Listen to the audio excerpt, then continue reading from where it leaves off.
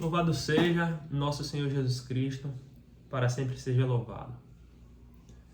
Reiniciando novamente, este canal que nós tínhamos como título Centro de Treinamento de São José, e agora, em modo mais eficaz, fazer a exposição da doutrina católica, combatendo os erros.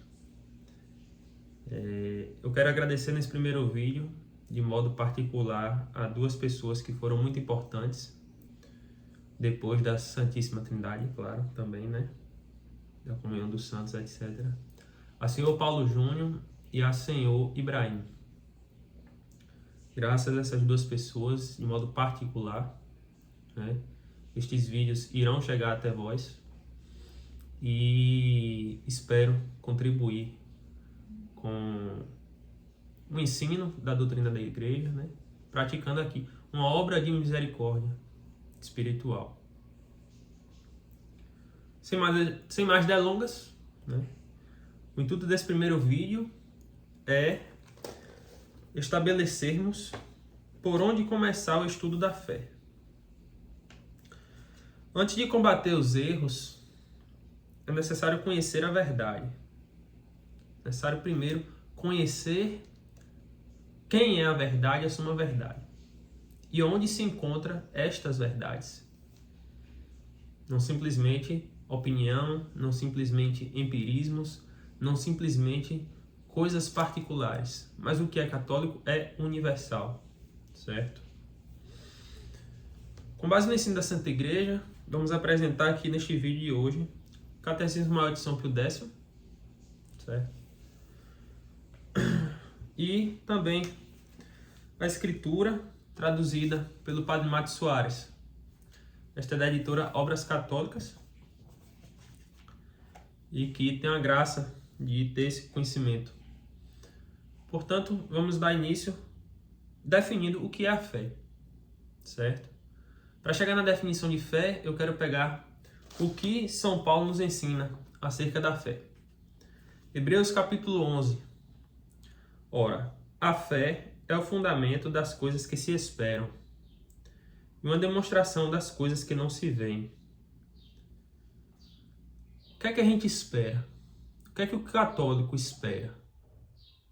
O católico que faz o ato de esperança, ato de fé, de esperança, o ato de fé do católico, está como? Ele se baseia em quê? Vamos pegar aqui o livrinho devocional, para que a gente tenha uma maior clareza sobre o que é o ato de esperança. Eu espero, meu Deus, com firme confiança, que pelos merecimentos de meu Senhor Jesus Cristo, me dareis a salvação eterna e as graças necessárias para consegui-la. Ou seja, o ato de esperança está fundamentado nos merecimentos de nosso Senhor Jesus Cristo. Me dareis a salvação eterna. Então, o que é que o católico deve esperar? A salvação eterna. E as graças necessárias para consegui-la. Porque vós sois sumamente bom e poderoso, e uma vez prometido a quem observar fielmente os vossos mandamentos, como eu proponho fazer com o vosso auxílio. Este é o ato de esperança, em sua forma básica, em sua forma usual de oração. Esperamos a vida eterna e as graças necessárias para consegui-la, com base nos merecimentos de nosso Senhor Jesus Cristo. E uma demonstração das coisas que não se veem. Então, a fé, a realidade visível, é uma demonstração das coisas que não se veem. A estrutura da Santa Igreja, o ministro, os sacramentos, aquilo é uma demonstração visível do que acontece de invisível. Foi por a terem possuído que os antigos obtiveram um bom testemunho de Deus. Pela fé, reconhecemos que os séculos foram formados pela palavra de Deus, de sorte que o visível fosse feito do invisível. Animado pela fé, ofereceu Abel a Deus sacrifício melhor que o de Caim.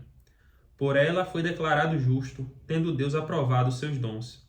E por ela fala ainda depois de morto, por meio de seus exemplos. Pela fé foi arrebatado Enoque deste mundo, para que não visse a morte, e não foi encontrado, visto que Deus o arrebatou. porque antes desta trasladação teve o testemunho de ter agradado a Deus. Ora, sem fé é impossível agradar a Deus, porquanto é necessário que o que se aproxima de Deus creia que Ele existe e que é remunerador dos que o buscam.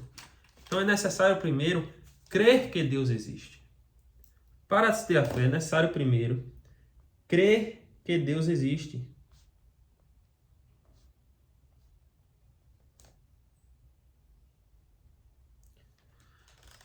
Crendo que Deus existe, é o primeiro artigo do credo.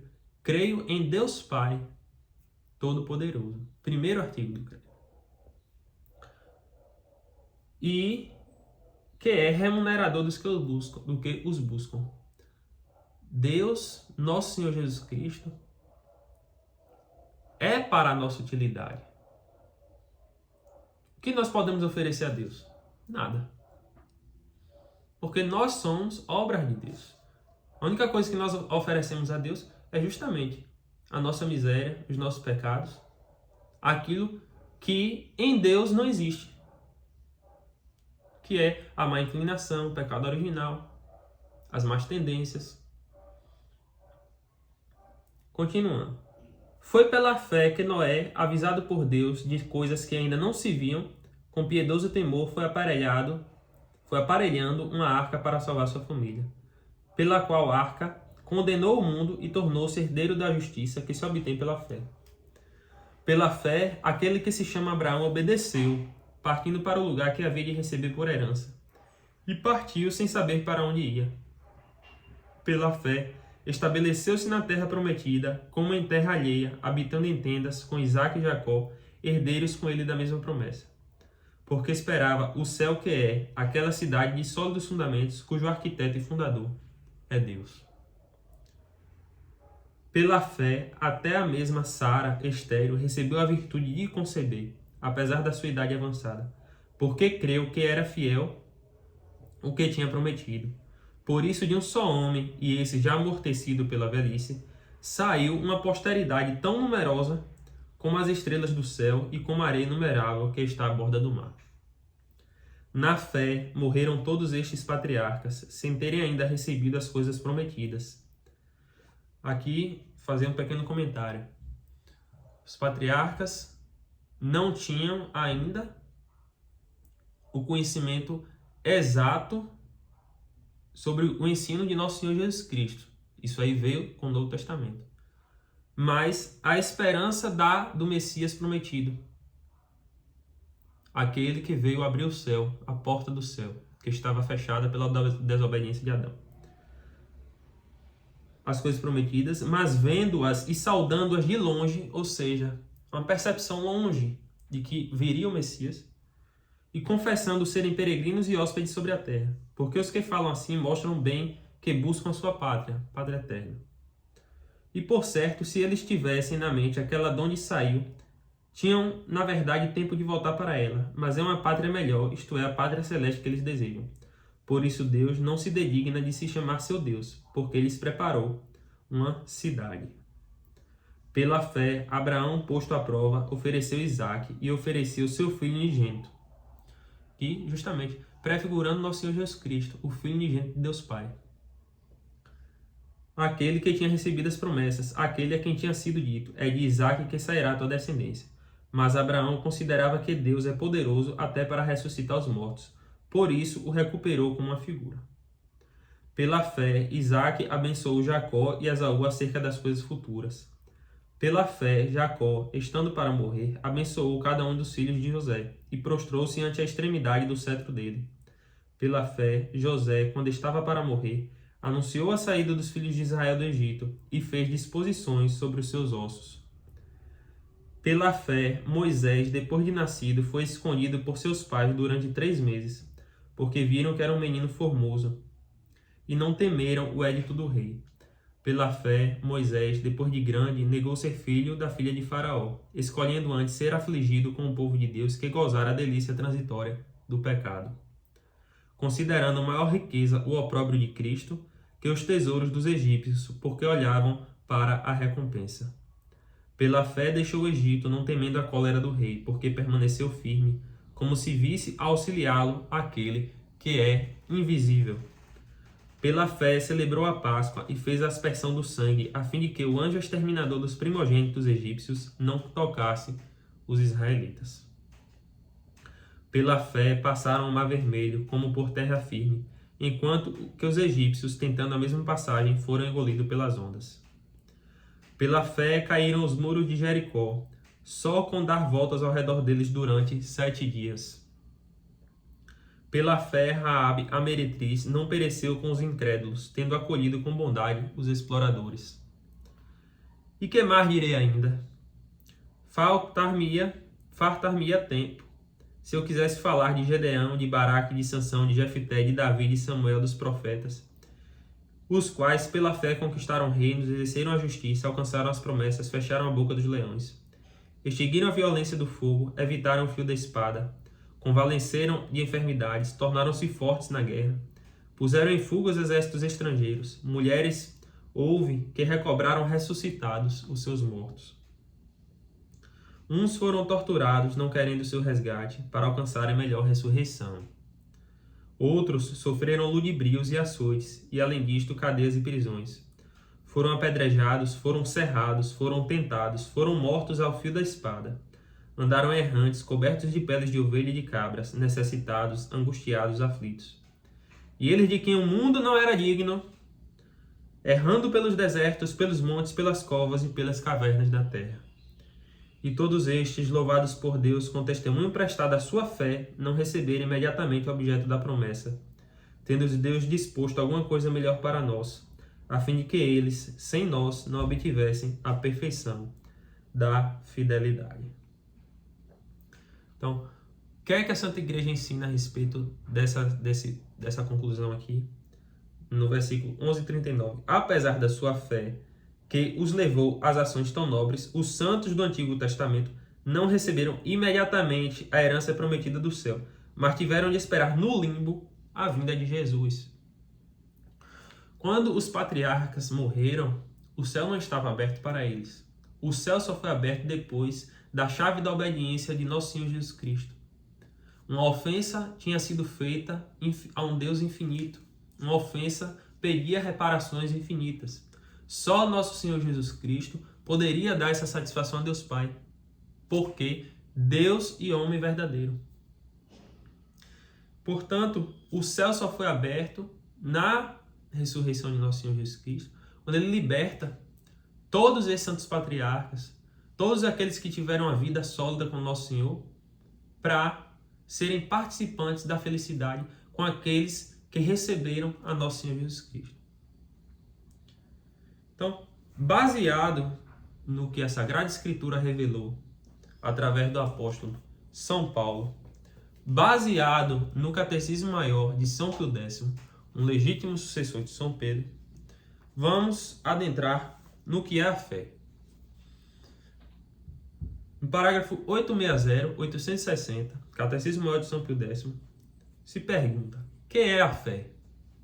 Em sua definição, a fé é uma virtude sobrenatural infundida por Deus em nossa alma, pela qual nós, apoiados na autoridade do mesmo Deus, acreditamos que é verdade tudo o que ele revelou e por meio da Santa Igreja nos propõe a crer. O que foi que Deus revelou? O que Deus revelou está contido na Sagrada Escritura. A Sagrada Escritura, de uma maneira geral, que não é o assunto principal desse vídeo aqui, mas eu preciso fazer essa explicação. A Sagrada Escritura, nos primeiros anos do cristianismo, só ficou completa depois que o livro de Apocalipse foi inserido. Já existiam os livros santos, o Antigo Testamento, mas o Novo Testamento, em sua forma como nós temos hoje, com o livro de Apocalipse, só foi definido depois de mais de 3 séculos, como um livro inspirado. Porque a Santa Igreja precisou fazer esse discernimento, se era um livro inspirado, se não era, etc., para inserir no cânon, que é um cânon a medida sagrada de que esses livros são realmente inspirados. Então, a Sagrada Escritura, composta de 73 livros e não 66, como a deturpação do protestantismo fez. Justamente, por exemplo, um exemplo aqui, quando São Paulo fala: uns foram torturados não querendo seu resgate para alcançar melhor ressurreição. Aqui ele explica, por exemplo, os macabeus, que não quiseram resgate por ter uma ressurreição mais gloriosa pelo oferecimento de si mesmo. Tudo isso remete justamente ao ensino da Santa Igreja, porque o ensino da Santa Igreja faz crer que o livro do Eclesiástico é um livro inspirado. Livro de Macabeus, que aponta justamente para os merecimentos, etc. Livro da Sabedoria, entre outros. O Novo Testamento, entre aspas, é igual, mas o Novo Testamento só foi Novo Testamento porque a Igreja definiu quais eram os livros do Novo Testamento. Enfim, temos a Sagrada Escritura com autorização da Santa Igreja, tradução legítima do Padre Mato Soares, em que os fiéis podem e devem se aplicar ao seu conhecimento. E, por meio da Santa Igreja, nos propõe a crer. O que é que a Santa Igreja nos propõe a crer? E é isso que a gente vai tratar neste vídeo, nos outros. Parágrafo 861.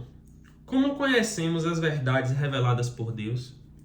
Conhecemos as verdades reveladas por Deus por meio da Santa Igreja infalível, isto é, por meio do Papa, sucessor de São Pedro, e por meio dos bispos, que, em união com o Papa, são sucessores dos apóstolos, os quais foram instruídos pelo próprio Jesus Cristo. Então pode surgir uma pergunta: por meio do Papa, sucessor de São Pedro, e dos bispos, etc. Aí eu digo, dos legítimos. Você pegar esse catecismo e você for no início dele, quem é verdadeiro cristão? Na pergunta 3. E quem é verdadeiro cristão? Aqui vai se dizer: verdadeiro cristão é aquele que é batizado, crê e professa a doutrina cristã e obedece aos legítimos pastores da igreja. Atenção a isso aqui: legítimos pastores da igreja. Voltando.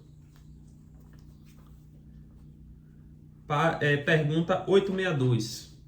Temos nós a certeza de que são verdadeiras as doutrinas que a Santa Igreja nos ensina? Sim, temos a certeza absoluta de que são verdadeiras as doutrinas que a Santa Igreja nos ensina, porque Jesus Cristo empenhou a sua palavra de que a Igreja nunca se enganaria. Pergunta 863. Com que pecado se perde a fé? A fé perde-se negando ou duvidando voluntariamente, ainda que seja de um só artigo que nos é proposto a crer. Com que pecado se perde a fé? A fé perde-se negando ou duvidando voluntariamente, ainda que seja de um só artigo que nos é proposto para crer. Uma pergunta que eu faço: uma pessoa que não crê no purgatório, uma pessoa que não crê na remissão dos pecados, negando ou duvidando, se ela nega a remissão dos pecados, se ela nega as indulgências, se ela nega justamente o perdão dos pecados, a remissão dos pecados, ela vai e nisto, voluntariamente, com consciência do que está sendo feito aquilo ali, não, eu não quero crer nisso, então se perde a fé. Se perde a fé. O símbolo dos apóstolos dá uma instrução geral a respeito do que é preciso crer para ser salvo. Eu não creio em Jesus Cristo, o Verbo encarnado, a heresia do Espiritismo. Eu não creio em Jesus Cristo, que Jesus Cristo se fez carne. Se perde a fé, não tem a fé. O espírita não tem a fé. Porque se nega voluntariamente a encarnação de nosso Senhor Jesus Cristo. E o primeiro a fazer isso, que luta contra isso e vai lutar até o fim dos tempos, se chama Lúcifer Satanás. que a bem-aventurada e sempre Virgem Maria é aquela que vem combater com os seus filhos este inimigo infernal. Pergunta 864. Como recuperamos a fé? Recuperamos a fé perdida, arrependendo-nos do pecado cometido e crendo de novo em tudo aquilo em que crê a Santa Igreja. Arrependimento do pecado cometido. E o porquê de fazer essa introdução justamente com a Escritura, com o Catecismo? Porque, como a gente já sabe, a fé é crer no que Deus revelou e a sua Santa Igreja propõe a crer. E o mal, onde está a raiz deste mal, para a gente conseguir desmistificar tudo aquilo que está acontecendo ao nosso redor e ter clareza, ter inteligência para a gente discernir o caminho correto.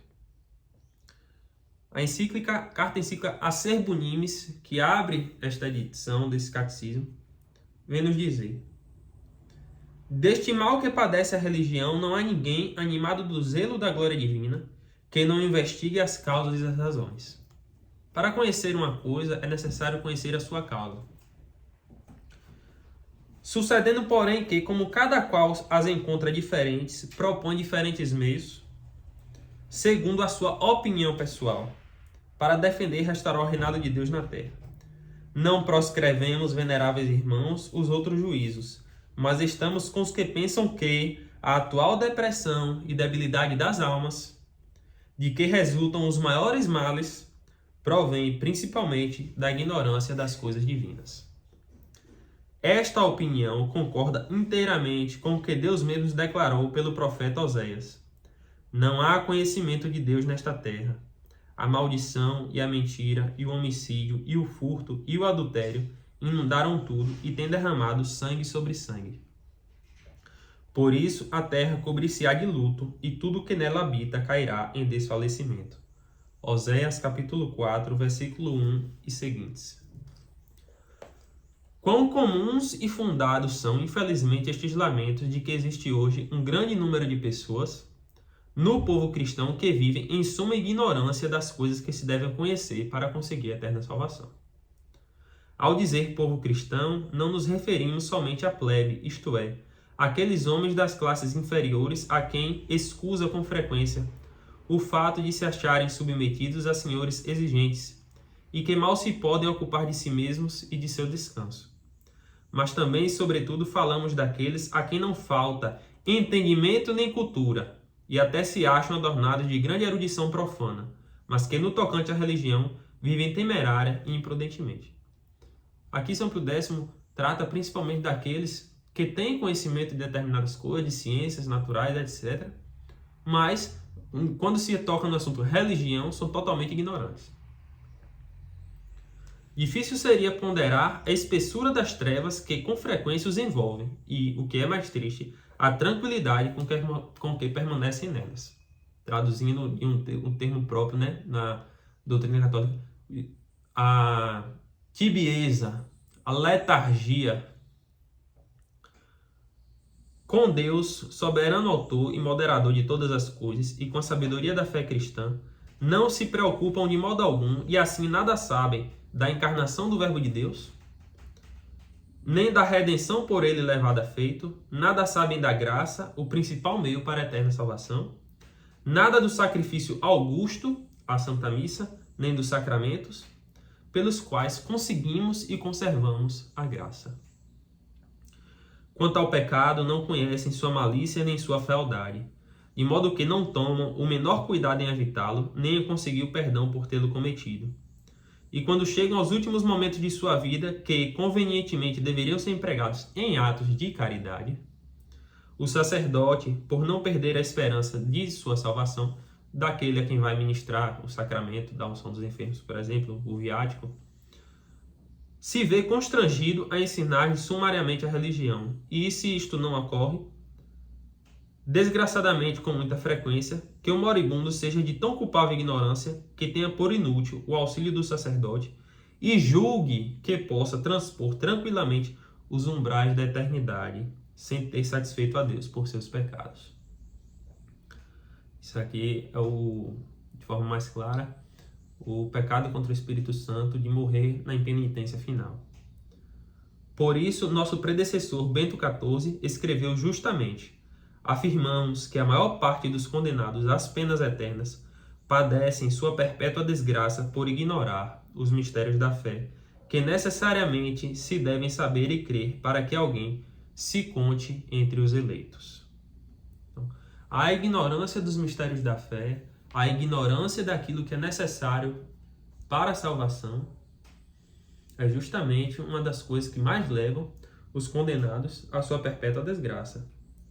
A maior parte dos condenados às penas eternas padecem sua perpétua desgraça por ignorar os mistérios da fé. Isto aqui é ensino da Santa Igreja. Isso aqui que eu acabei de ler aqui, ensino da Santa Igreja. Se uma pessoa chegar e dizer que não existe perpétua desgraça para aqueles que desconheceram os mistérios da fé e estão no inferno, estão condenados, essa pessoa não possui a fé católica, não tem autoridade de ensino católico, porque está ensinando erro. Entendeu? É uma perpétua desgraça. O inferno é uma perpétua desgraça. O céu é a bem-aventurança eterna. Então, finalizando basicamente com esse conteúdo inicial, né, tratamos acerca do que São Paulo ensina na sua carta aos Hebreus a respeito da fé, né, uma virtude que sem ter a fé é impossível agradar a Deus. Gravar isso no fundo do coração. Sem fé é impossível agradar a Deus. Sem crer no que Deus revelou, no que sua Santa Igreja propõe a crer, é impossível agradar a Deus. Louvado seja nosso Senhor Jesus Cristo, para sempre seja louvado. Salve Maria!